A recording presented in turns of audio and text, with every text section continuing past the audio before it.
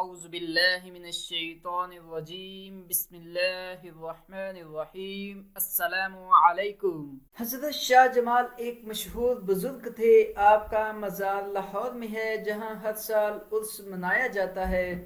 شاہ جمال ایک مرید شیخ حسن تھے۔ ان کی لاہور میں غلے کی دکان تھی۔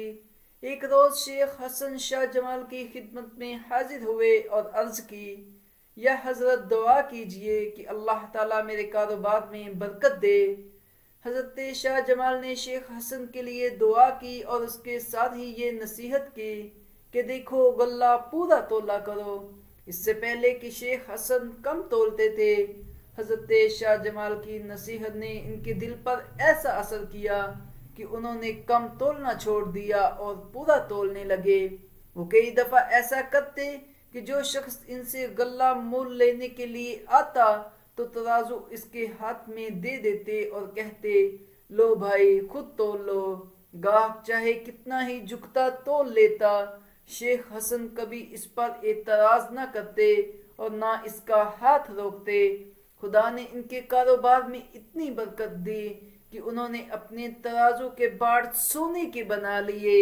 ہوتے ہوتے یہ بات سارے شہر میں مشہور ہو گئی کہ شیخ حسن کے پاس سونے کے باٹ ہیں۔ لوگ آ کر ان باٹوں کو دیکھتے اور حیران ہوتے۔ شیخ حسن ایک روز اپنے سونے کے باٹ لے کر حضرت شاہ جمال کی خدمت میں حاضر ہوئے اور کہنے لگے، یا حضرت آپ کی دعا اور نصیحت کی بدولت میرے کاروبار میں اس قدر ترقی ہوئی ہے کہ اب میں نے غلہ تولنے کے لیے باٹ سونے کے بنوا لی ہیں۔ یہ سن کر حضرت شاہ جمال رحمہ اللہ نے فرمایا، ان باٹوں کو لے جا کر دریا میں پھینک دو۔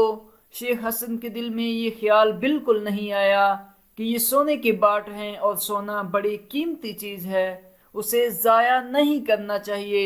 وہ حضرت شاہ جمال کا حکم سنتے ہی سیدھا دریا پر پہنچے اور تمام باٹ دریا میں ڈال کر گھر واپس آ گئے۔ اگر آپ کو یہ کہانی اچھی لگی ہے تو اس کو ضرور لائک کریں اور چینل کو ہماری حوصلہ افزائی کے لیے ضرور سبسکرائب کریں۔ جزاک اللہ۔